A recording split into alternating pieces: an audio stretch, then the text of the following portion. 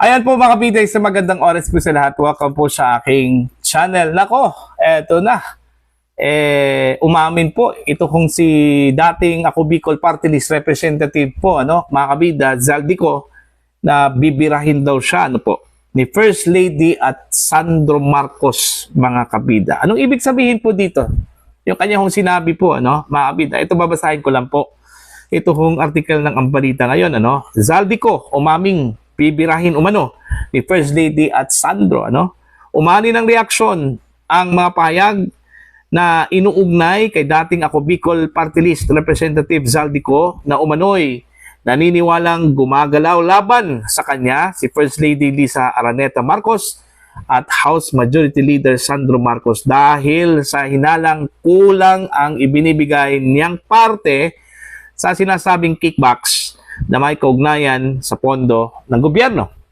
Ayon kay former Congressman Jacinto Paras, ibinahagi umano ni Ko ang pangamba niya noong nakarang taon kasabay ng pagdala ng kontrobersya sa mga proyekto sa flood control. Ito yung sinabi po ni Paras po, mga kabida, po.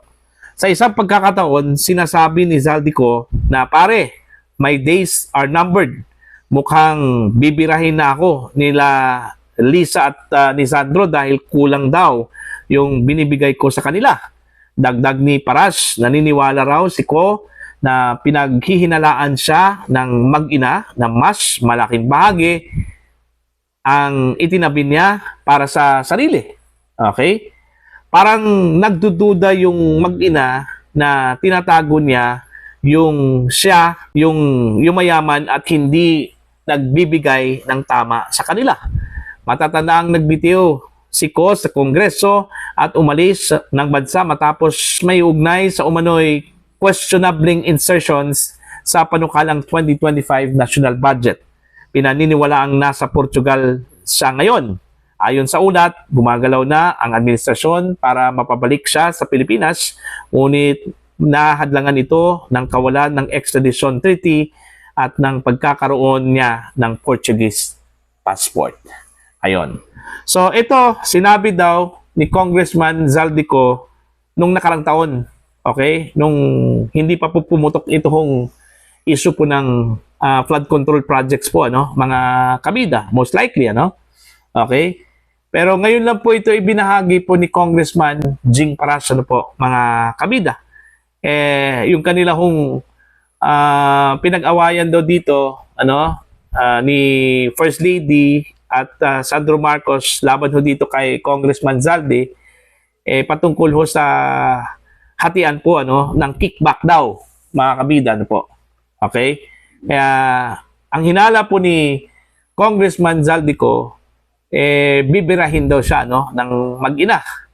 Dahil naghinala daw itong mag-ina na mas malaki pa po yung kanyang parte na itinabi po, kaysa dito ho sa kanyang binigay doon ho sa mag-ina, mga kabida, na kickbacks, version po yon, okay, ni Jing Paras. Hindi po natin alam kung totoo ba yung sinabi po ni Jing Paras na ibinahagi po sa kanya, okay, ni Zaldico, yung kanya hong karanasan po, sa mag-inang Lisa at saka Sandro Marcos, mga kabida, malalaman po natin yan, kung patutunayan po yan, ni Zaldico, kung sakali man po, babalik po sa bansa, mga kabida, para ho tumistigo laban po kay Pangulong Ferdinand Bongbong Marcos, Okay? Kasi kung maalala po ninyo, mga kabida, naging usap-usapan po yung sinabi po, mga kabida, ni dating Congressman Mike Defensor, na handang tumistigo daw ito kung si dating ako Bicol Party List Representative Zaldico, sa impeachment trial laban ho kay President Marcos. Kung sakali man po, meron pong impeachment trial po against the President, po, mga kabida, kung makakalusot man po yung impeachment complaint sa Senado, ngayon pa lang, medyo alanganin po. Kasi unang-una po, yung impeachment complaint na inihain po ng grupo po ni Mike Defensor, hindi ho tinanggap, mga kabida, At malamang, baka malabo na po itong ma-refile, mga kabida, itong impeachment complaint, considering sa susunod na linggo, balik session na po sila, ano po, mga kabida, 26, okay, magbabalik na po itong Kongreso at hindi po natin alam kung ikakalendar ba mga kabida sa pagbabalik po ng Kongreso yung naunang impeachment complaint na isinampa po, diyan po sa House of Representatives against President Marcos. Kung saan po ang nagsampa po dito mga kabida ay napabalitang abogado daw, ng First Lady. Okay? Kaya siguro, hindi po tinanggap po ito. Kasi alam po mga kabida ng Office of the Secretary General na kung tatanggapin po nila ito last Thursday ba yon? Kung hindi ako nagkamali, baka mapabilang po ito sa impeachment complaints na tatalakayin dyan po sa Committee on Justice. Kasi ganito po kasi yun mga kabida, nabasa ko kasi sa isang article ng isang abogado, yung counting po ng 1-year bar rule, sa pagsampa po ng impeachment complaint laban sa isang impeachable official, mangyayari lang po yan kapag ito po ay na-initiate na po. Okay? Unang-una, pag ito po ay inirefer na po sa Committee on Justice at saka pangalawa, kapag ito po ay ibinasura po makabida ng Committee on Justice. Okay? Pangatlo po, pag ito po ay nai-refer na po sa plenary for voting, yun po yung counting. Pero kung wala pa po sa opisina ng Committee on Justice, mga kabida, hindi pa raw counted yun. Okay? Kaya, since ito hong first impeachment complaint, nai-refer na daw doon ho sa office ni Speaker Bojiti, so malamang ito po ay i-refer na po sa Committee on Justice.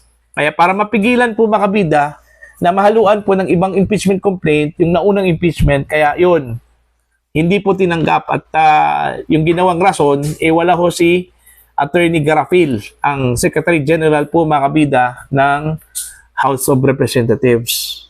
Okay, so malabo po, sa tingin ko lang po, kung hindi po ito may habol po sa Monday, pagbalik ho ng Kongreso po mga kabida, malabo na po ito hong impeachment complaint ng grupo po ni Mike Defensor. Kung saan po ay nakatakdang titistigo po mga kabida, ito hong si dating ako Bicol Party List Representative Zaldico, mga kabida. Okay? So, ito hong ibinahagi po ni dating Congressman Jing Paras mga kabida, na sinabi daw ni Zaldico na bibirahin daw siya ng mag-inang Lisa at saka Sandro. Naintriga din ako dito sa kanyang term na bibirahin. Anong ibig sabihin ba ng bibirahin? Okay? Papatayin ba to? Patatahimikin ba? Mga kabida, Okay? Ano bang ibig sabihin po ng bibirahin? Hindi naman po malinaw dun ho sa sinabi po ni Congressman Jing Paras, kung ano po ang ibig sabihin po ng bibirahin. Basta ang ginamit na termino ho dito, okay, ayon ho sa article po ng Ang Balita ngayon, bibirahin. Ang pagkakalam ko po sa bibirahin po, karaniwang ginagamit yan mga kabida, kung papatayin, patahimikin, parang ganun Pero hindi ko alam kung anong ibig sabihin ba ng bibirahin po, ayon po sa isiniwalat po ni Congressman Jing Paras po mga kabida, laban ho dito sa mag-inang Lisa at saka Sandro Marcos. Okay? So, eto. Kaya siguro, nababahala din itong si dating ako Bicol Party List Representative Zaldico, Kung maalala po ninyo mga kabida, nabanggit po ni Congressman Zaldico, na namimiligro yung kanyang buhay. Lalong-lalo na po kung babalik po siya ng Pilipinas. Okay? May threat po siya, na mamamatay daw siya mga kabida kapag babalik po siya ng Pilipinas. Ito kaya yung ibig sabihin po mga kabida, ni Congressman Zaldico, yung ibinahagi po ni Congressman Jing Paras, na sinabi daw ni Congressman Ko kay Jing Paras, na bibirahin daw siya ng mag-inang Lisa at saka Sandro Marcos dahil ho sa onsehan. Ano yung onsehan? Dahil lang po sa sinasabi hong onsehan sa kickback, mga kabida. Okay? So, para po sa inyo, ano po ang inyong opinion at pananaw ho dito? Ano po? Please comment down sa mga hindi pa po subscribers sa aking channel. Please subscribe. Just click the subscribe button, click the notification bell, click all para updated po kayo mga kabida sa aking mga uploads. Maraming salamat po sa inyo lahat.